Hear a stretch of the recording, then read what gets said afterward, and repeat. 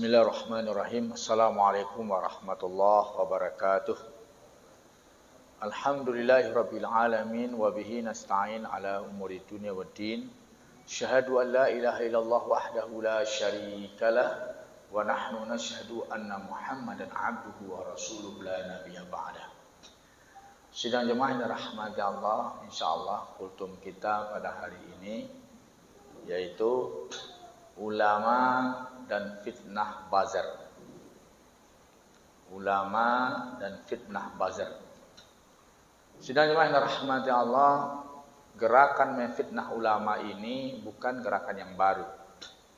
Adanya buzzer-buzzer memasang hoax, memfitnah para ulama itu sudah sejak zaman dulu. Sudah lama.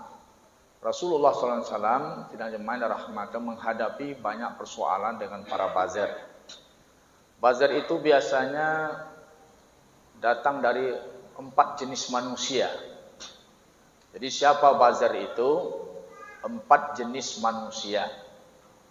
Pertama orang kafir. Kedua munafik. Ketiga muslim hasad.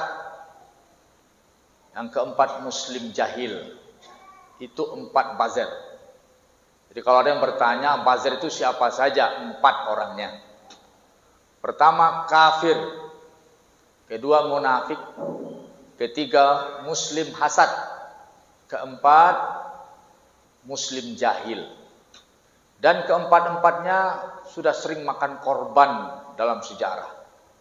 Maka sebenarnya keberadaan buzzer-buzzer itu haram, tidak boleh. Dia sering membuat berita hoax.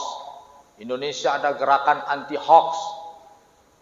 Polisi sudah punya kewenangan menangkap ahli hoax. Tapi buzzer-buzzer itu kayaknya masih berkeliaran. Kalau memang kita anti hoax, berita bohong, maka harus dikaji itu. Buzzer-buzzer itu banyak berita bohongnya. Fitnah-fitnahnya. Di zaman Rasulullah SAW di periode Mekah, Rasulullah menghadapi buzzer kafir. Sehingga turunlah surat Tabbat yada Abi Lahabin watab. Itu buzzer kafir, Abu Lahab dan istrinya.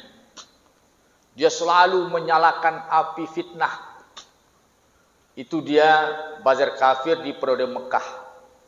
Dia kerjanya suami istri memfitnah Rasulullah SAW, menebar fitnah ke sana kemari. Cari berita, olah, dan fitnah.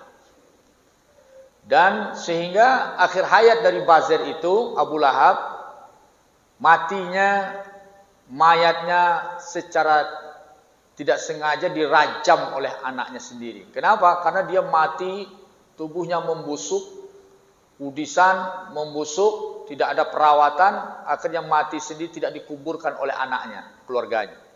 Sehingga penduduk Mekah meminta anaknya untuk menguburkan ayahnya. Tapi bau sekali, busuk. Jadi nanti buzzer-buzzer itu matinya seperti mati Abu Lahab. Akhirnya dengan susah payah dibawalah mayatnya ke bukit. Tidak bisa didekati, ditarik pakai tali. Tidak dekat, tidak ada yang mampu mendekati mayatnya. Keluarganya nggak mampu anaknya. Akhirnya bagaimana? Ditimbun pakai batu, dilempar dari jauh. Jadi dilemparkan batu dari jauh sampai menjadi onggokan batu. Terkubur mayatnya dalam onggokan batu. Kenapa? Karena tidak mampu orang mendekati. Keluarga anaknya nggak mampu mendekati. Bau busuk sekali. Maka ada yang mengatakan sampai sekarang masih ada bau busuknya di kampung itu. Nah, sidang jemaah rahmati Allah, dilemparin batu seperti dirajam, hina dan tersiksa sampai pada jenazahnya. Orang jenazah itu dihormati, ya, disantuni, tidak boleh disakiti. Itu buzzer kafir. Setelah Nabi Muhammad SAW hijrah ke Madinah, terjadi kisah hadisul ifki, fitnah yang ditujukan oleh kaum munafik kepada Bunda Aisyah. Di mana Bunda Aisyah suatu hari dia buang hajat di tengah gelap, menjauh. Kemudian ada seorang sahabat bernama Safwan. Safwan ini dia selalu kalau ikut kafilah Rasulullah, dia paling belakang. Dia paling belakang untuk safu bersih. Dia ada sebuah penyakit, kalau tidur nggak bisa buru-buru bangun. Mungkin kayak orang vertigo lah. Jadi dia selalu paling belakang. Jadi ketika kafilah Bunda Aisyah memisahkan diri dari kafilah, wong aja dia keluar, maka Safwan yang terakhir datang terkesan dari kejauhan berpapasan dengan beriringan dengan Bunda Aisyah. Maka dicurigai tuduhan perselingkuhan oleh kaum munafik. Lama itu kasus Sadusil Ifki itu. Sampai Allah akhirnya memberikan ketenangan kepada Rasulullah bahwasanya berita itu adalah berita bohong, hoax. Jadi Rasulullah SAW menghadapi buzzer dari kafir, buzzer dari munafik. Itu salah satu contoh saja. Jadi sudah ada sejak zaman Rasulullah SAW. Bagaimana para ulama? Ulama juga seperti itu. Makan korban. Sidang jemaah yang dirahmati Allah, ada dulu orang soleh namanya Juraij. Dia kemudian difitnah menghamili seorang wanita. Ditebar fitnah, dia ahli ibadah, kemudian ditebar fitnah, menghamili seorang wanita, lahir anaknya, sampai akhirnya orang menebar berita jelek fitnah terhadap Juraij. Akhirnya anak bayi itu ketika itu atas kudrat Allah Subhanahu wa taala bisa ngomong. Ditanya sama Juraij, "Siapa ayahmu?" Ternyata ayahnya pengembala ternak, bukan Juraij. Allah bongkar kebohongan. Jadi kadang-kadang buzzer itu akan dipermalukan oleh Allah Subhanahu wa taala. Imam Syafi'i sedang ceramah. Tiba-tiba datang wanita. Apa kata wanita itu?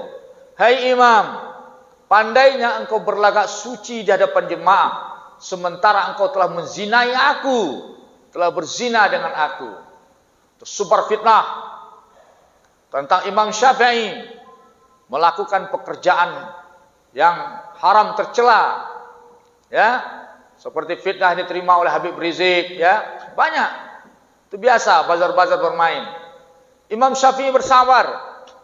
Di mana-mana orang membicarakan Imam Syafi'i dengan pandangan yang jelek. Akhirnya sidang jemaah dirahmati Allah, terbakar rumah wanita itu.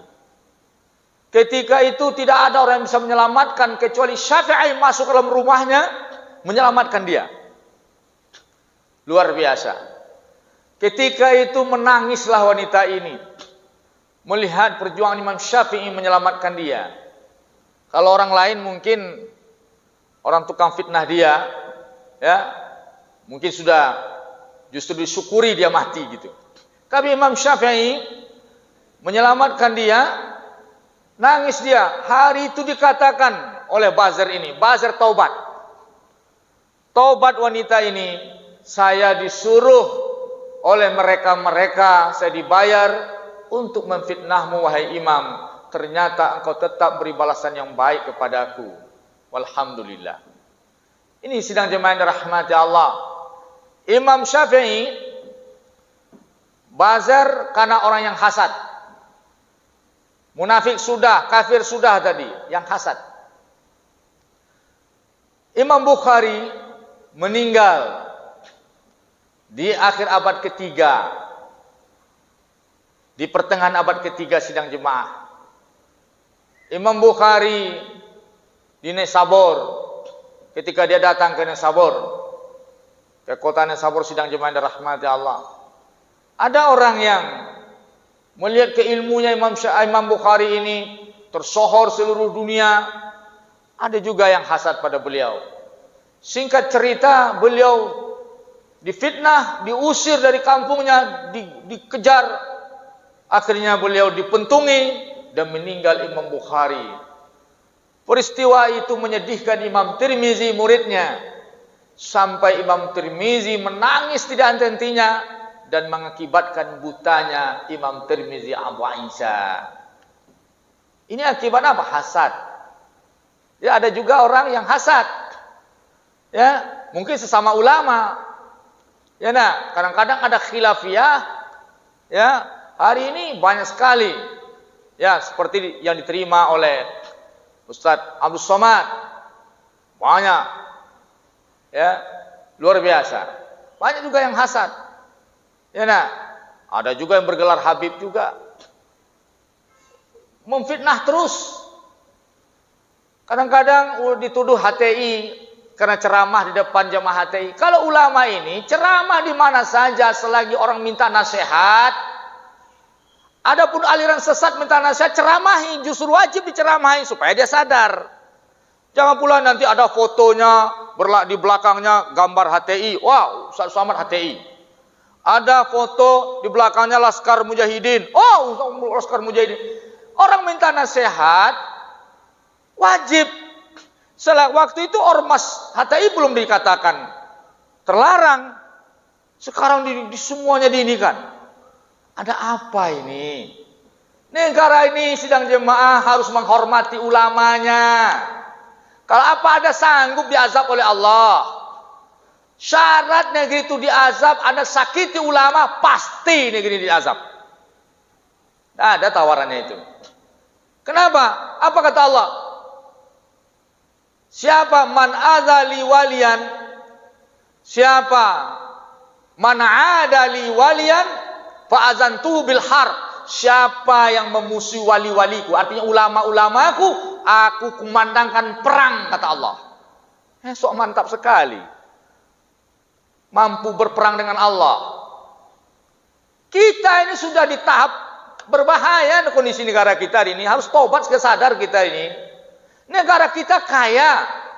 Sampai-sampai kondisinya oleh wakil presiden disarankan makan pisang 2 pengganti sepiring nasi. Ini sidang jemaah nggak tobat-tobat kita.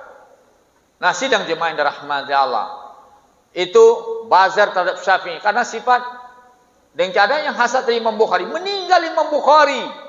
Tahu antum Imam Bukhari? Datang dia orang Rusia, datang ke Madinah, berkumpul ulama hadis, menguji kepintaran Imam Bukhari. 100 hadis dicampur aduk sanadnya. Sanadnya dicampur aduk. Dirapikan kembali oleh Imam Bukhari. 100 hadis. Saya jurusan hadis. Itu kajian kami. Luar biasa itu Imam Bukhari. Tapi tetap mati karena fitnah bazar. Imam Syafi'i juga mati karena fitnah bazar jahil. Tadi hasad. Ini yang jahil memakan korban Imam Syafi'i. Siapa yang membuat Imam Syafi'i meninggal di umur 54 tahun? Imam Syafi'i lahir 150 Hijriah, meninggal 204 Hijriah. 54, imam paling pendek umurnya, paling luar biasa karyanya. Di atas rata-rata kecerdasannya. Seandainya dia tambah panjang umurnya, luar biasa karyanya. Kenapa? Karena ada pengikut Imam Malik yang tidak terima perbedaan pendapat Malik dan Syafi'i. Maka mereka karena jahilnya bikin gerakan fitnah-fitnah terhadap Imam Syafi'i, akhirnya tidak bisa dikalahkan dengan fitnah, maka dikeroyok Imam Syafi'i, dipentungi dan babak belur Imam Syafi'i luka-luka. Kemudian ketika itu sakit terus, beberapa bulan berikutnya meninggal Imam Syafi'i akibat bazar. Bazar itu dari kafir, dari munafik, dari muslim yang hasad, dari muslim yang jahil. Husnuzonlah kepada para ulama. Husnuzon kepada para ulama. Sidang jemaah, saya tutup dengan hadis Nabi, al-mu'min baina khamsa syada'id. Orang beriman itu di bawah 5 tekanan musuh. Musuh yang pertama adalah mu'min yahsuduhu. Mu'min bersifat hasad. Yang kedua munafik yubghiduh. Orang munafik yang selalu mengintai, menyimpan dendam, membenci. Yang ketiga, al-kafiru yuqatiluh, kata Rasulullah. Orang kafir yang akan selalu memeranginya. Orang kafir itu main bunuh. Yang keempat, an-nafsu tunazi'uhu, hawa nafsu yang akan menggelincirkan. Hadis Imam Tirmizi dari Rasulullah sallallahu alaihi wasallam. Assalamualaikum warahmatullahi wabarakatuh.